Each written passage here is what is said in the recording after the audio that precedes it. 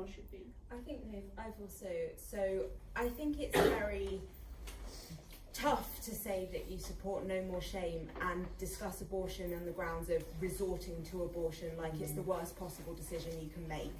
I think for a lot of women it's not the worst decision they can make. For society as a whole, it's not necessarily the worst decision an individual person can make about the way that they live their lives. And so I think we need to talk about abortion, as with everything else in life, as a choice that you make about the way that you live your life. In terms of the other things that you can do to improve life for women, 100%, I will get on the bus behind you. Like, let's talk about maternity pay. Let's talk about the fact that I believe you have like 14 weeks maternity leave. What the hell is that? I believe that your child benefit is so low that basically no one can live, that the cost of housing is so high that nobody can afford to buy. Like, I genuinely, like, we're in Unite, I think that everyone would be on board with the grounds that more needs to be done so that people can make choices that are about their own lives freely and without coercion from the state because they were unable to do anything else.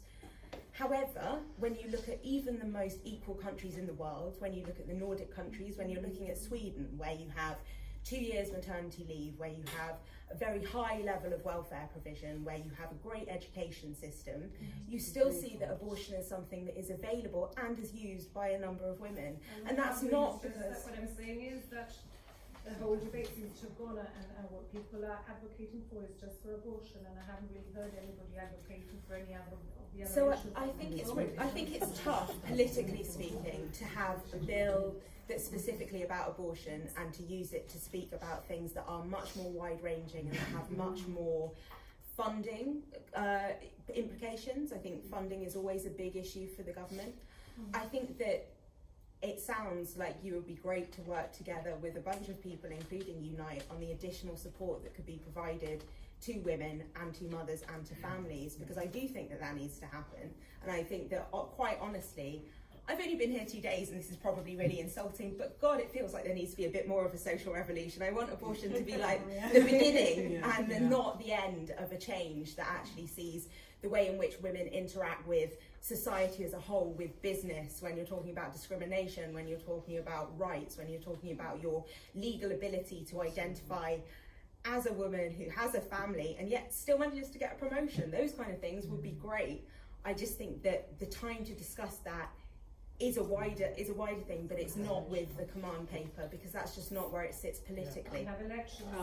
Well, that's great. I mean, definitely for the elections. I say, put up a women's party. God, it'll be fun. Chandrika, you wanted to say something? All I want to say is it's pro-life, but it's not pro-abortion. I think we need to understand that. It's a situation where we are able to provide that service for women to be able to make the choice. It's as simple as that. As an obstetrician and gynecologist, I need to be able to support women who want to continue their pregnancy despite the problems that we have discussed before with the medical problems. I need to be able to support the pregnant mom. At the same time, I also need to be able to support the woman who doesn't want to continue with the pregnancy with the same, without being judgmental about either of those things. And I think that's what is important. It's not pro-abortion, it's being able to provide that service and the choice for the women.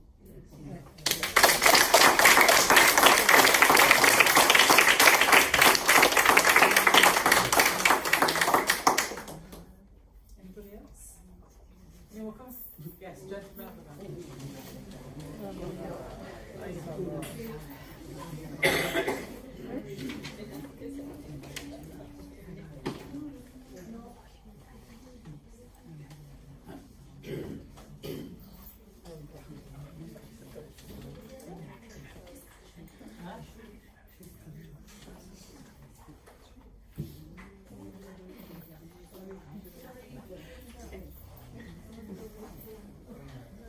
Hello, brothers and sisters. I bring you fraternal greetings from my union, Unison. And I've got some comments. First of all, my name is Paul Kennedy. I am an Irish citizen. My family is from North Tipperary. Oh, excellent. I'm from South Tipperary. And I totally disagree with what Fiona has told you. She has totally misled you about these issues.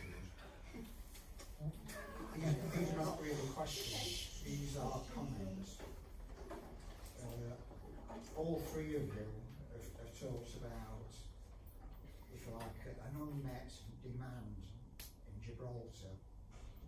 And what I would say is, you haven't produced any evidence whatsoever, no figures to indicate that there is any such demand. What? The other thing is, 1, 2, 3, 4, 5. I'm sorry, that's just a lie. Yes, they're lying. You're all demanding abortions. for Well, yourself. no, but I would like to be able to have an abortion legally if I wanted one as a woman. And I can't in Gibraltar. It's about something I'm talking about. Is seeking an abortion.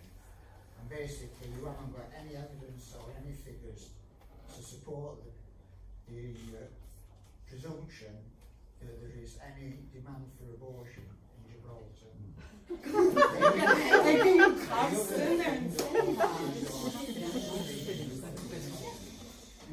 Not one of you has mentioned the unborn child.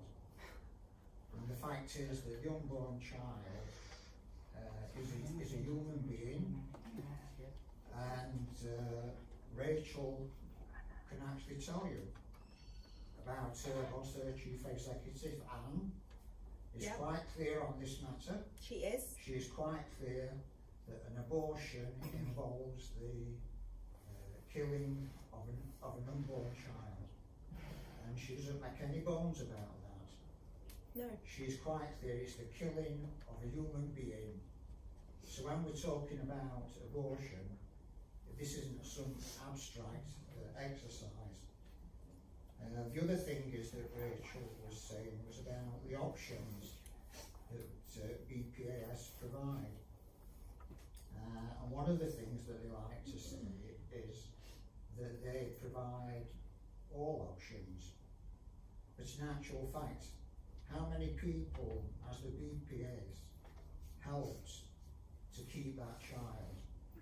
They only provide abortion services. They do not provide any other help in terms of helping women to keep their child.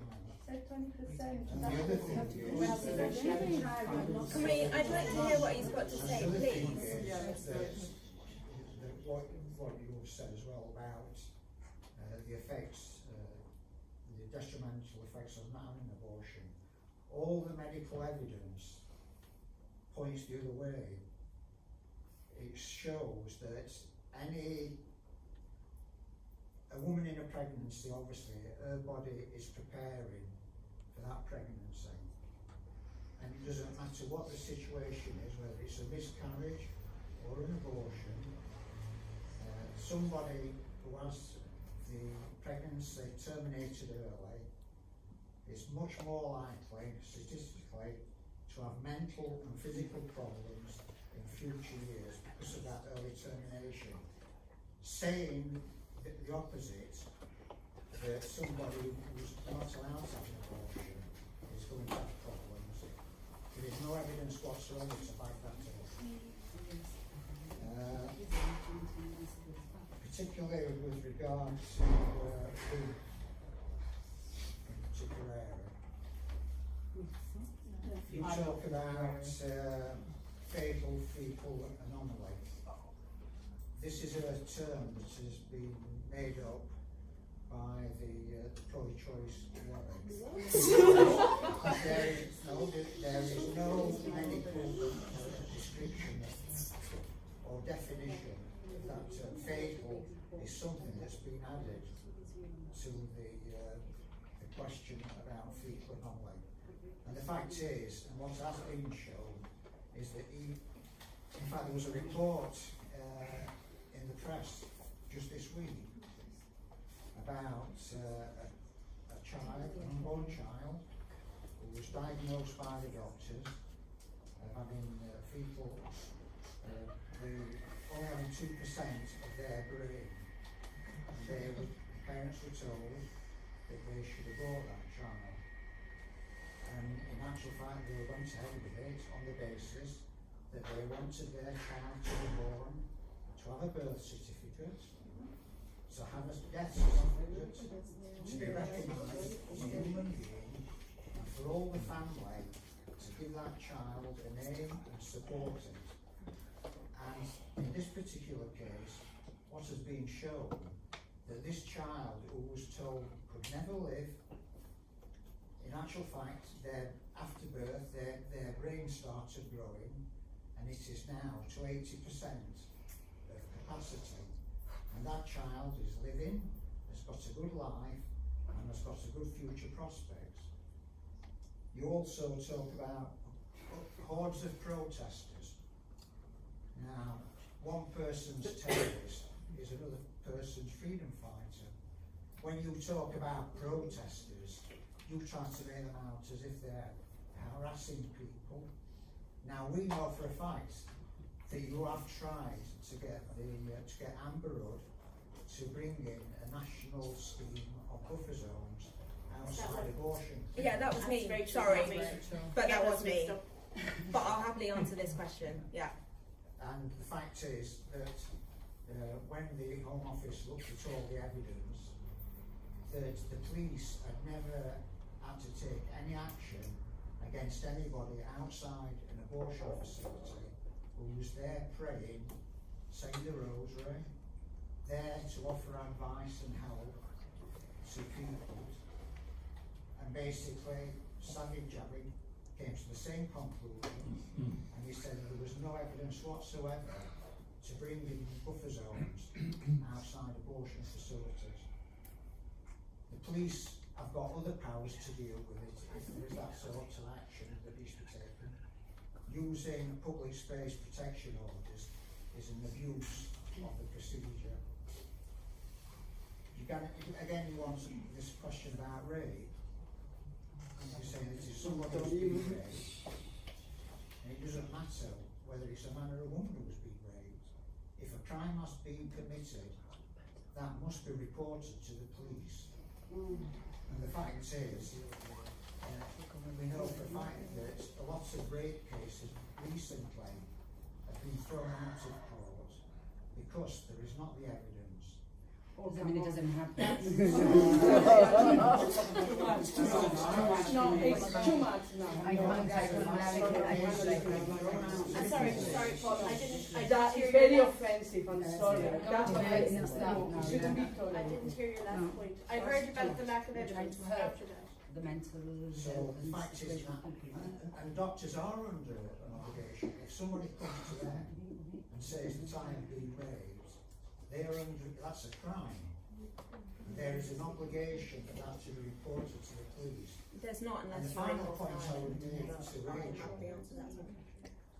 why don't you tell these people about the reports from the Care Quality Commission I happily about will. all the abuses of the rules and regulations? Our Mary Stokes one clinic was closed down Yep. because they were not complying with the regulations. Also because they were pre-signing forms. Doctors never actually saw the people who were getting abortions. And the other thing is about this much about choice. If you're so keen on choice, why is it that when women change their minds and decide that they no longer want to go through with an abortion, that it's like being on a conveyor belt. Once they're on that conveyor belt, they are not allowed to change their minds to say that they don't want to go ahead with abortions. There are stories of women fleeing abortion clinics because they do not want the abortion and being told by nurses, now, don't be a silly girl, go ahead with it, it'll be over in a few minutes. And you might laugh at this, but you don't want to know the truth. No, I wanted a man to stand here and tell me.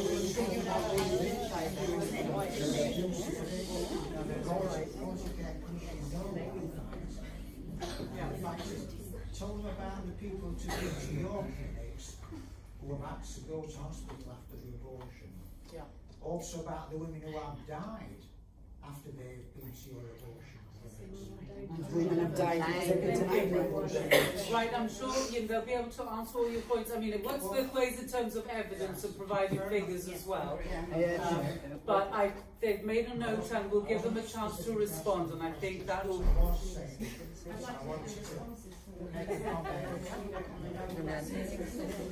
Yes, you've raised those points, so let them first answer those. And who wants to start? Yes, Rachel?